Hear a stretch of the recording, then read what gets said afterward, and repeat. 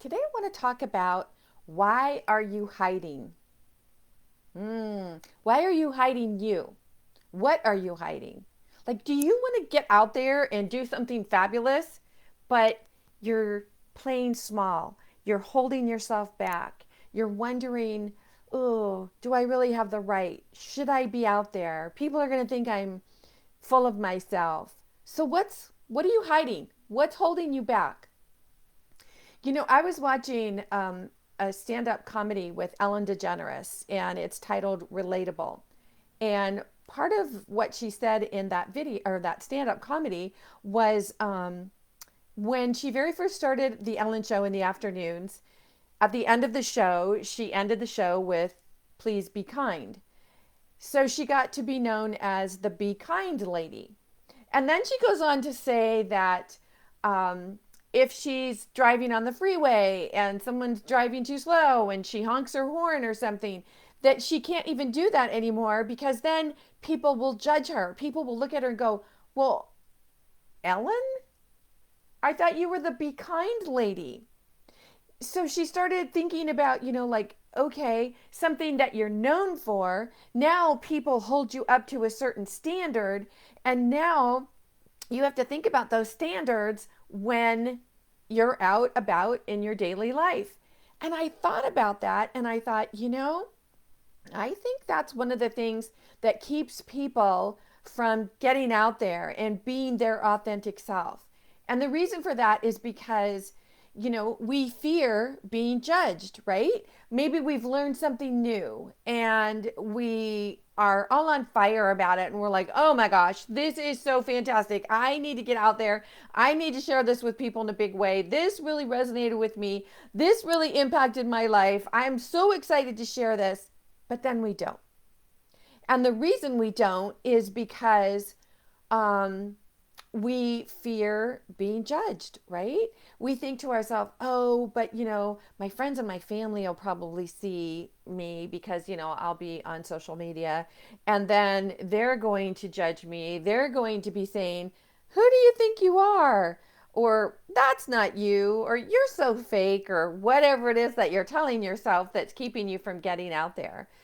And once we step into that role or that limelight of who we are, what we do, and why we're so fabulous, it stands to reason, especially if we're creating a business around it, that we need to talk about ourselves, right? We need to let people know why we do what we do. We need to let people know what lights us up.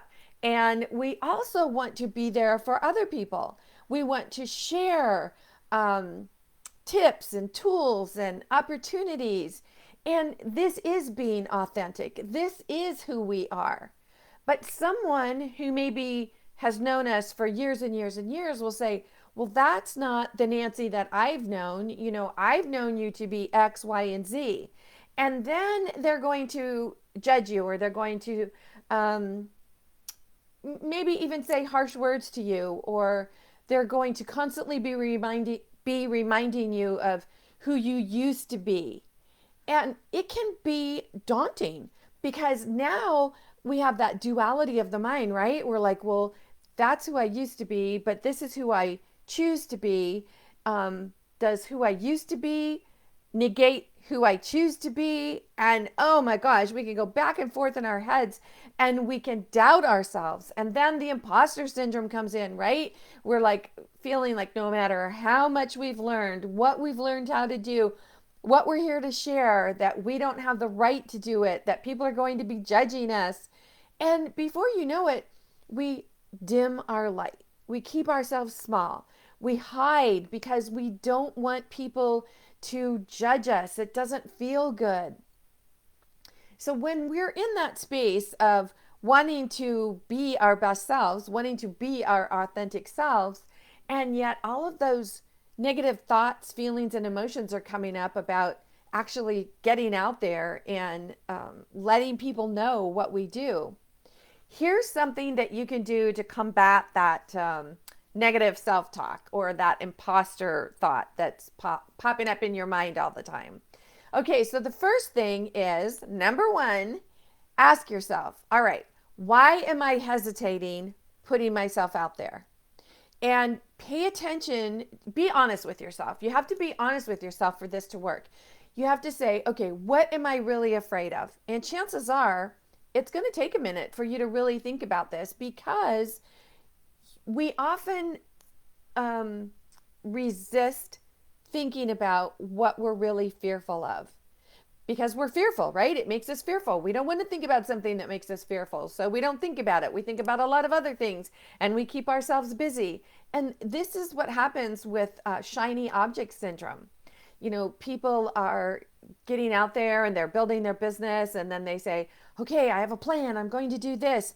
And then someone will say, oh my gosh, but you need this. And you'll be like, oh, zip, okay, I'm going to go over here first because I think I need that. That's going to make me feel good. So what you're doing is you're actually like going after all these shiny object syndromes or shiny objects, because it keeps you from dealing with the fear of what you don't want to take a look at. What are you most afraid of?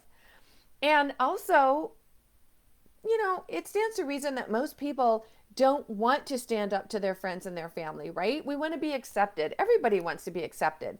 And you might have a fear of, well, if I'm not accepted by my friends and my family, then how can I possibly think that, you know, I can get new clients or new customers or be of service to others when I am afraid of who I am, or I am afraid of putting myself out there, or I am afraid of letting people see who I really am and step out in my authenticity.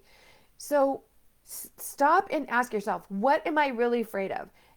Get down to the, you know, worst case scenario. What is the worst case scenario that you believe is going to happen? Because remember, it's all about a belief, right? And then you have a feeling attached to that belief, and that's what's holding you back. That's what's keeping you from going after what you set your mind on, and instead, you know, doing this with shiny objects and, you know, oh, I got to do this, and, you know, this person said that, and oh, look, this person's being really prosperous, and so I'm going to go do what he or she is doing. Instead, really sit with what you want and get down to the fear. And when you get down to the fear, remember, fear is a surface emotion. And then pay attention to the feelings that are coming up for you around that fear. And the first question that you ask yourself is that true? What is the worst case scenario? And let your mind wander, let it go wherever it wants to go. And you will discover that all of these worst case scenarios that you're putting out there, you are spending a great deal of time, energy, and focus on what you really, really fear. And because of that, that's what you're going to draw back to you. So get down to the fear, go deeper and check out the feelings. And when you do that, you will be able to much more easily step into your authentic you. If you have any questions with this, if you need some help, visit masteringyourbeliefs.com. Poke around, see what's there, see what calls to you. And if you have any questions, remember, ask your sensei. In the meantime, this is Nancy Muller, the one and only Life Sensei, saying ciao for now.